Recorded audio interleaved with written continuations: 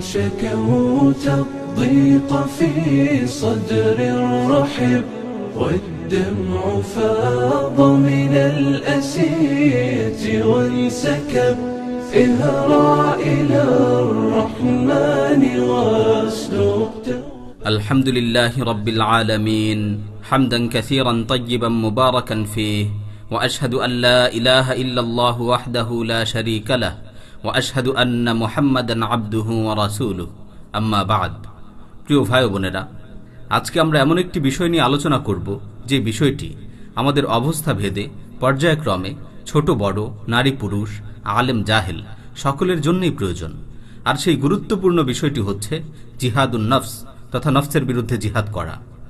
আল্লামা ইবনুল কাইয়িম রাহিমাহুল্লাহ তার প্রসিদ্ধ গ্রন্থ জাদুল মাআদে বর্ণনা করেন, ইন্না জিহাদান নফসি আলা আরবাআতি মারাতিব, নিশ্চয়ই নফসের জিহাদের 4টি স্তর রয়েছে। আউয়ালান তাআল্লুমুল হুদা, 1 নম্বর হেদায়েত সম্পর্কে জ্ঞান অর্জন করা, হেদায়েত সম্পর্কে জানা। সানিয়ান ওয়াল আমালু বিহাদাল ইলম, 2 নম্বর এই ইলম অনুযায়ী আমল করা। সালিসান ওয়াদ দাওয়াতু ইলাইহি, 3 নম্বর যে ইলম অর্জন করেছে সেদিকে মানুষদেরকে আহ্বান করা। রাবিআন আস-সাবরু আলাল মাশাক্কিল্লাতী তুওয়াজিহু হাদাল ইনসান ফি তারিকিহি, এই দাওয়াতের পথে যে সকল বিপদ আপদ আসবে সেক্ষেত্রে ধৈর্য ধারণ করা। প্রিয় ভাই বোনেরা, শুরুতেই বলে নেই, আমাদের এই নফসের বিরুদ্ধে জিহাদ এটা 1 দিন 2 দিন 1 মাস 2 মাস 1 বছর 2 বছরের কোনো বিষয় নয়, বরং নফসের বিরুদ্ধে আমাদের এই জিহাদ মৃত্যুর আগ পর্যন্ত চলতে থাকবে। যেমনি ভাবে আল্লাহ সুবহানাহু ওয়া তাআলা পবিত্র কালামে মাজিদে ইরশাদ করেছেন, ওয়া'বুদু রাব্বাকা হাত্তা ইয়াতিয়াকাল ইয়াকিন, তুমি মৃত্যুর আগ পর্যন্ত তোমার রবের ইবাদত করতে থাকো। সুতরাং আমরা মৃত্যুর আগ পর্যন্ত, এই দুনিয়া থেকে বিদায় নেওয়ার আগ পর্যন্ত আমাদের নফসের বিরুদ্ধে জিহাদ করতে থাকব ইনশাআল্লাহ। প্রিয় ভাই বোনেরা, আজকে আমরা আমাদের এই আলোচনায় ইবনুল কাইয়িম রাহিমাহুল্লাহর সংক্ষিপ্ত কথার বিশদ বিশ্লেষণ করব ইনশাআল্লাহ। তিনি নফসের জিহাদের 4টি স্তরের কথা বর্ণনা করেছেন। এর মধ্য থেকে প্রথম স্তর হল তাআল্লুমুল হুদা, হেদায়েত সম্পর্কে জ্ঞান অর্জন করা। অর্থাৎ প্রথমেই আপনাকে দ্বীনের জ্ঞান অর্জন করতে হবে। দ্বীনের জ্ঞান অর্জনের জন্য নফসের বিরুদ্ধে জিহাদ করতে হবে। দ্বীনি জ্ঞান অর্জন করা এটা অনেক বড় ধৈর্যের বিষয়। এর জন্য অনেক সময় ব্যয় করতে হয়, অনেক রাত জেগে থাকতে হয়, অনেক পড়াশোনা করতে হয়, অনেক আলেমের শরণাপন্ন হতে হয়। দ্বীনি জ্ঞান অর্জনের জন্য যে কত পরিমাণ কষ্ট করতে হয় এর প্রমাণ আমরা সালাফদের জীবনীতে দেখতে পাই। তারা শুধুমাত্র একটি হাদিস সংগ্রহের জন্য মাসের পর মাস সফর করেছেন, তারপর সেই হাদিসটি সংগ্রহ করেছেন। অথচ আজকে আমাদের সামনে তাদের সংগৃহীত সেই হাদিসের কিতাবগুলো কত বিন্যস্ত রূপে রয়েছে, কত সুন্দরভাবে রয়েছে, কিন্তু সেই কিতাব থেকে ইলম অর্জনের সদিচ্ছা ও ধৈর্য আমাদের নেই। দেখা যায় অনেক মসজিদে আসরের নামাজের পর 10-15 মিনিটের তালিম হয়, দিনে বিভিন্ন বিষয়ে আলোচনা হয়। এই 10-15 মিনিট সময় আমরা ধৈর্য সহকারে ইলম অর্জনের নিয়তে সেই মজলিসে বসতে পারি না। অথচ রাসূল সাল্লাল্লাহু আলাইহি ওয়াসাল্লাম আমাদেরকে দ্বীনি ইলম অর্জনের জন্য উদ্বুদ্ধ করেছেন।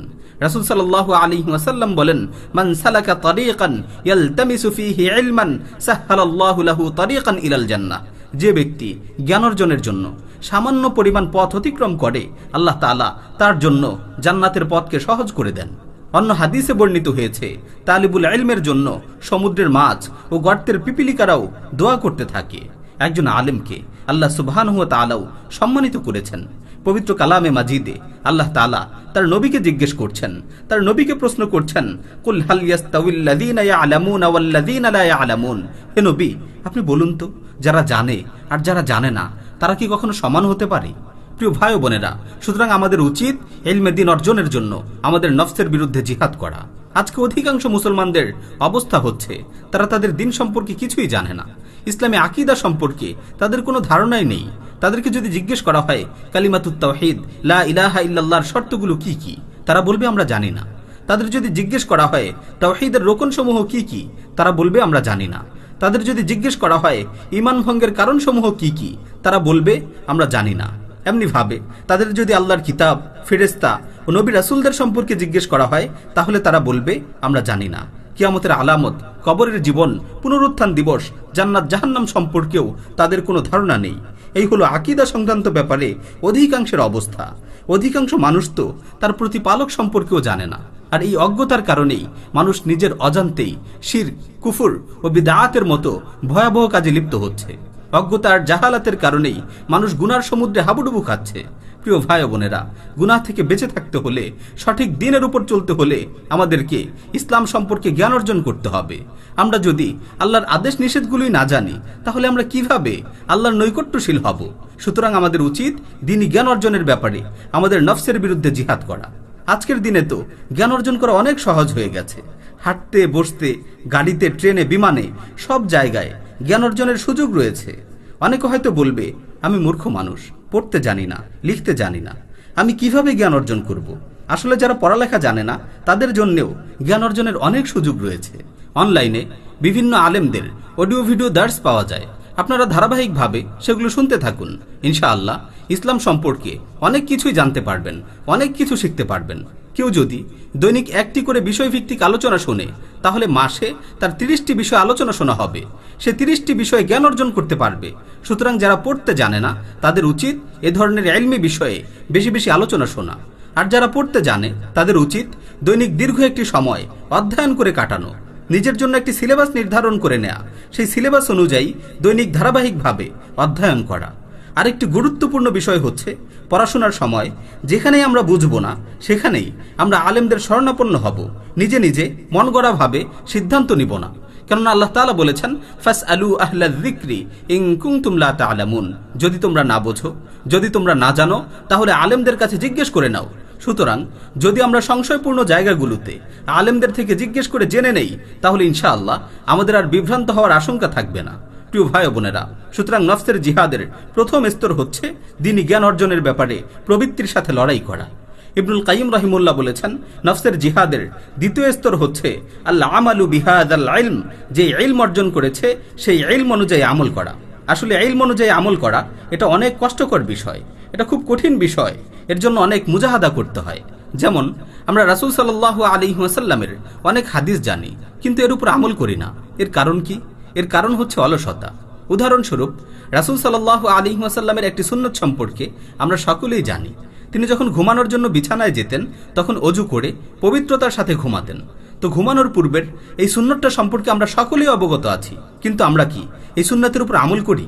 আমরা কি অজুর সহিত পবিত্র হয়ে ঘুমাই? না, আমরা পবিত্রতার সহিত ঘুমাই না। আমরা এই সুন্নতটি পালনের ক্ষেত্রে অলসতা করি। অথচ ঘুমানোর পূর্বে অজু করতে মাত্র 2-3 মিনিট সময় লাগে। সুতরাং বোঝা যাচ্ছে, শুধু জানাই যথেষ্ট নয়, বরং এগুলোর উপর আমলের জন্য আমাদের নফসের বিরুদ্ধে জিহাদ করতে হবে। প্রিয় ভাই ও বোনেরা, অধিকাংশ হারাম কাজ সম্পর্কে আমরা অবগত আছি। আমরা জানি গীবত করা হারাম, মিথ্যা বলা হারাম, কাউকে গালি দেয়া হারাম, হিংসা বিদ্বেষ হারাম, বেপরদা মহিলার দিকে দৃষ্টি দেয়া হারাম। এই হারাম কাজগুলো সম্পর্কে জানার পরেও দেখা যাচ্ছে আমরা হারাম কাজে জড়িয়ে যাচ্ছি। সুতরাং বোঝা যাচ্ছে শুধুমাত্র জানাই যথেষ্ট নয়, এগুলোকে আমলে পরিণত করতে হলে আমাদেরকে নফসের সাথে যুদ্ধ করতে হবে। এমনটা ভাবলে ভুল হবে যে আমি তো অনেক জানি, আমি তো অমুক দারুল উলুম থেকে সনদ নিয়ে এসেছি, আমি তো অমুক ভার্সিটি থেকে উচ্চতর ডিগ্রি নিয়েছি। না ভাই, শুধু জানাই যথেষ্ট নয়, আমাদের জানাই বিষয়গুলোকে আমলে পরিণত করতে হবে। সুন্নাত, ওয়াজিব ও নফল আমলগুলোকে বাস্তব জীবনে প্রয়োগ করতে হবে। হারাম কাজ থেকে বেঁচে থাকার জন্য নিজের নফসের বিরুদ্ধে মুজাহাদা করতে হবে, জিহাদ করতে হবে। ফজিলত সংক্রান্ত কত হাদিসই তো আমরা পড়েছি, কিন্তু এগুলো কি আমাদের বাস্তব জীবনে প্রয়োগ করেছি? যেমন কিয়ামুল লাইল তথা তাহাজ্জুদের ফজিলত সম্পর্কে আমরা জানি, কিন্তু আমরা কি রাতের বেলায় 10 মিনিটের জন্যও আল্লাহর সামনে দণ্ডায়মান হই? না, সে সুযোগ আমাদের হয় না। কোরআন তেলাওয়াতের ফজিলত সম্পর্কে আমরা জানি, কিন্তু দেখা যায় দিনের পর দিন চলে যায়, মাসের পর মাস চলে যায়, কিন্তু কোরআনকে স্পর্শ করার সুযোগই আমাদের হয় না। এমন অনেক ফজিলত সম্পর্কে আমরা জানি, অনেক সুন্নত সম্পর্কে আমরা জানি, অনেক আদব ও আখলাক সম্পর্কে আমরা জানি, কিন্তু এগুলো আমাদের বাস্তব জীবনে প্রয়োগ করা হয় না। আমরা আমলের ক্ষেত্রে অবহেলা করি, অলসতা করি। সুতরাং আমলের ক্ষেত্রে আমাদের সাধনা করতে হবে, মুজাহাদা করতে হবে। সাহাবায়ে কেরাম রাদিয়াল্লাহু আনহুম বুঝে বুঝে 10টি আয়াত পড়তেন। এই 10টি আয়াতকে বাস্তব জীবনে প্রয়োগ করতেন, তারপর আবার সামনে 10টি আয়াত পড়তেন। এটা ছিল তাদের বাস্তবতা। তারা পড়তেন ও আমল করতেন। সুতরাং এখন থেকেই আমরা যখন কোনো বই পড়ব, কোনো আলোচনা শুনবো, কোনো ইলমি দার্সে বসবো, তখন আমরা আমাদের নিজেদেরকে জিজ্ঞেস করব, তুমি এর থেকে কি শিখলে এবং কি আমল করলে? শুধু পড়া আর শোনাই যথেষ্ট নয়, বরং আমাদের জন্য অপরিহার্য হলো এগুলোকে বাস্তব জীবনে প্রয়োগ করা। আর এই ইলমকে আমলে পরিণত করতে হলে আমাদেরকে নফসের বিরুদ্ধে জিহাদ করতে হবে, মুজাহাদা করতে হবে। আল্লামা ইবনুল কাইয়িম রাহিমাহুল্লাহ বলেছেন, নফসের জিহাদের তৃতীয় স্তর হচ্ছে আদ-দাওয়াতু ইলাই, সে যে ইলম অর্জন করেছে সেদিকে মানুষকে আহ্বান করা।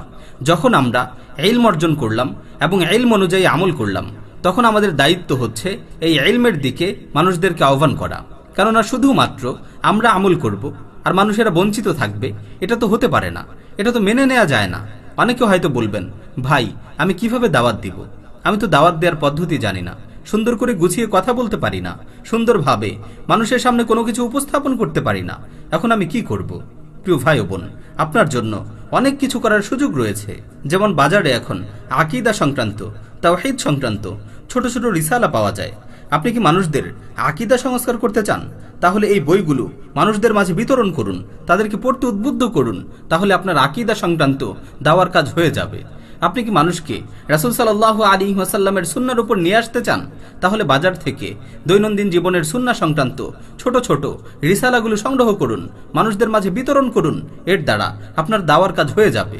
এভাবে হকপন্থী আলেমদের অডিও ভিডিওগুলো বন্ধুদের সাথে শেয়ার করুন। প্রিয়জনদের এমন পেনড্রাইভ বা মেমোরি কার্ড হাদিয়া দিন, যার মাঝে হকপন্থী আলিমদের আলোচনা ও দার্সগুলো থাকবে। প্রিয় ভাই ও বোন, যারা গুছিয়ে কথা বলতে পারে না, তারা এভাবেই দাওয়ার কাজ চালিয়ে যেতে পারেন ইনশাআল্লাহ।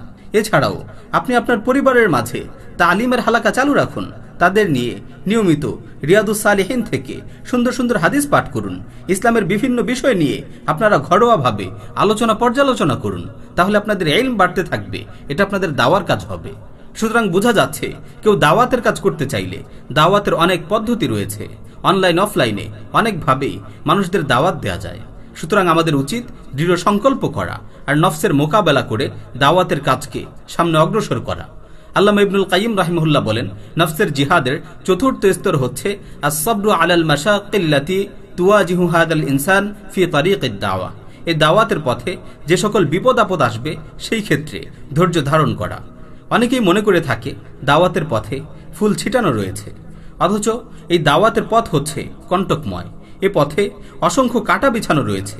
আপনি মানুষকে সত্যের দিকে আহ্বান করবেন, সৎ কাজের আদেশ করবেন, অসৎ কাজ থেকে নিষেধ করবেন, আর মানুষেরা আপনার বিরোধিতা করবে, আপনাকে গালি দিবে, মিথ্যা অপবাদ দিবে। এই কঠিন মুহূর্তগুলোতে আপনাকে ধৈর্য ধারণ করতে হবে। অনেক মানুষই দাওয়াতের কাজে ধৈর্য ধারণ করতে পারে না। যখন তাকে বিভিন্ন ধরনের অপবাদ দেয়া হয়, বিভিন্ন ধরনের কটুবাক্য বলা হয়, তখন সে ভেঙে পড়ে, হিম্মত হারিয়ে ফেলে। অথচ এটা মোটেই উচিত নয়, বরং তার জন্য অপরিহার্য হলো ধৈর্য ধারণ করা, দাওয়াতের পথে অটল অবিচল থাকা। আমাদের সালাফরা দিনের পথে অনেক জুলুম নির্যাতন সহ্য করেছেন, কিন্তু তারা ভেঙে পড়েননি। ইমাম আবু হানিফা, ইমাম মালিক, ইমাম শাফিঈ, ইমাম আহমদ বিন হাম্বল, ইমাম ইবনে তাইমিয়া রাহিমাহুমুল্লাহ, তারা প্রত্যেকেই এই দ্বীনের জন্য কারাবরণ করেছেন, জুলুম নির্যাতনের শিকার হয়েছেন, কিন্তু তারা এই কঠিন নির্যাতনের মাঝেও দ্বীনের উপর অটল অবিচল ছিলেন। এজন্যই তো আল্লাহ তাআলা তাদের সম্মানিত করেছেন, তাদের ইলম ও দাওয়াতের কাজে বরকত দান করেছেন, তাদের ফিকহ ও ফতোয়াকে মানুষের কাছে গ্রহণযোগ্য করে দিয়েছেন। যুগের পর যুগ মানুষেরা তাদের ইলম দ্বারা উপকৃত হচ্ছে। এর প্রধান কারণ হচ্ছে শত জুলুম নির্যাতনের মাঝেও তাদের দ্বীনের উপর অবিচলতা। প্রিয় ভাই, সুতরাং দাওয়াতের কাজে আমাদেরকেও নফসের বিরুদ্ধে জিহাদ করে অটল অবিচল থাকতে হবে। তাহলে আমাদের দাওয়াতও আমাদের কুরবানির কারণে, আমাদের ত্যাগ তিতিক্ষার কারণে মানুষের কাছে গ্রহণযোগ্য হবে ইনশাআল্লাহ। হে আল্লাহ, আপনার কাছেই সাহায্য চাচ্ছি, যাতে আমরা আমাদের নফসের মোকাবেলা করতে পারি, নফসের বিরুদ্ধে যুদ্ধ করে বিজয়ী হতে পারি। এবং আপনার কাছে সেই দোয়াটাই করছি যেই দোয়া রাসূল সাল্লাল্লাহু আলাইহি ওয়াসাল্লাম করেছেন, আল্লাহুম্মা আতি নফসি তাকওয়াহা ওয়া যাক্কিহা আনতা খায়রু মান যাক্কাহা আনতা ওয়ালিয়্যুহা ওয়া মাওলাহা। হে আল্লাহ, আমার অন্তরে আপনার ভয় ঢেলে দিন এবং আমার আত্মাকে পরিশুদ্ধ করে দিন। আপনিই তো উত্তম পরিশুদ্ধকারী, আর আপনিই তো হচ্ছেন এই আত্মার অভিভাবক। ওয়া আখিরু দাওয়ানা আনিল হামদুলিল্লাহি রাব্বিল আলামিন।